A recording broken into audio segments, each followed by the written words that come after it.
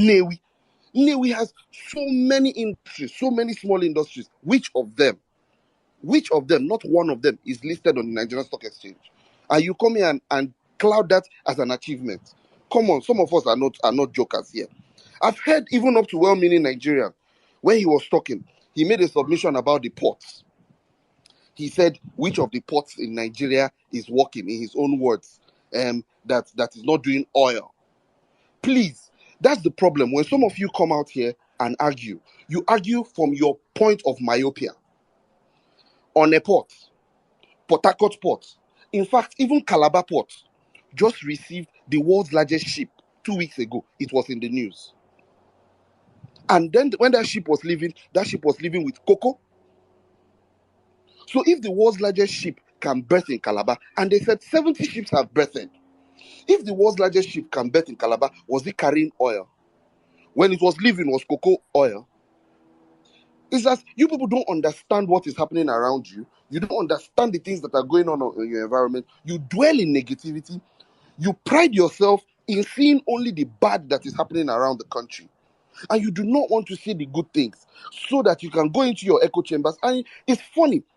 It's funny. I listened to Real Ever Best. He was speaking for 20 minutes and he could not even say anything. This is because they are not in friendly territory.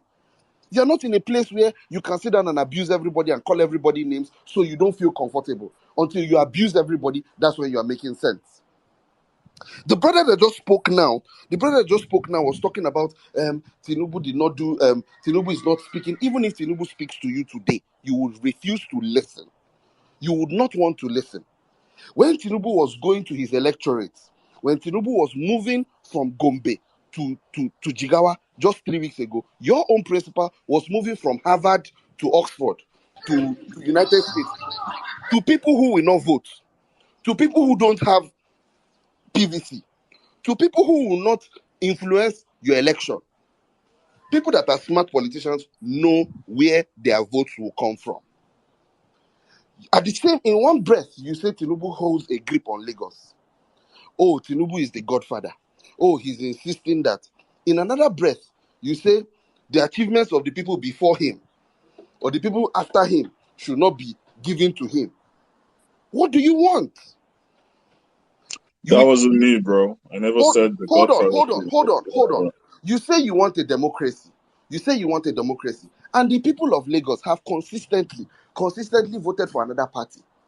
And you are angry that the people are voting for another party. You want to bring in your own party. How many people in Lagos will prefer going to Anambra? Why didn't all of you migrate to Anambra since Peter Obi did so much marvelous things in Anambra? And you want to talk about data? What our data shows is that Nigeria has a revenue problem. So what we need is a president or leaders at all strata, from local government, state government. We need people that can think outside the box to bring in more revenue to our country. Peter Obi, in 8 years, did an average of 8 billion naira as internally generated revenue in Anambra. Willie Obiano, that came after him, did 22.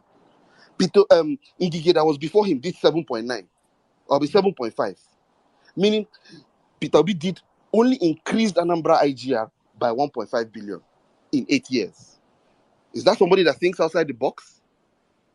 El Rufai today is being celebrated. You can see it. It was on Channels TV. He's being celebrated. Kaduna is landlocked. Kaduna does not have a port. Go and see Kaduna. Somebody was thinking outside the box and decided that he was going to bring in a dry port to Kaduna that is landlocked. Those are governors that are thinking outside the box. When we were here, we were seeing when everybody was running to Calabar during Calabar Carnival. Donald Duke was thinking outside the box. You are talking about education. Some of you came out and one of the things that you always reel out was Peter Obi's achievement in education. And they say, what exactly was it? Did he build schools? Or we found out that, he moved schools to missionary schools. Is that an achievement? Everybody did it. Aregbesola did it. Tinubu did it years before. Somebody came out and talked about data. Well, let me make you understand. In 1999, Tinubu became governor of Lagos State. The first thing he did for the Lagos State Civil Service was to bring in the Oracle database software. Oracle database software in 1999. You were talking about it being improved. It is still being improved because as at that time, I think it was still Oracle 9.0, and now we're on Oracle 15 or Oracle 16. He used that software to weed out ghost workers. Now tell me, why is Anambra still having the problem with ghost workers? When Tinubu was building Lasema, when he was building the Lagos State Pension Fund, which is the most robust in Nigeria, he was the first governor to sign that into law.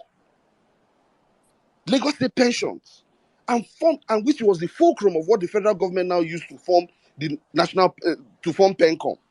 And that's why our parents, who are civil servants, do not joke with Tinubu. Tinubu doesn't need to be talking. It's the people that he has affected that will talk for him. But till today that we speak, Anambra is still having pension problem. Those are people that are thinking outside the box. Now, if I ask you, what are the things that Peter Obi did that was thinking outside the box, you people will start abusing me.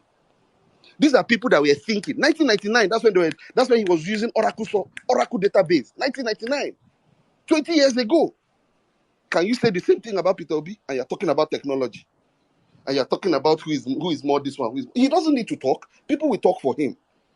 Your achievements will show for yourself. Not people that will come and be giving us rhetorics every time and not action. We don't like people that talk too much. We like people that have action.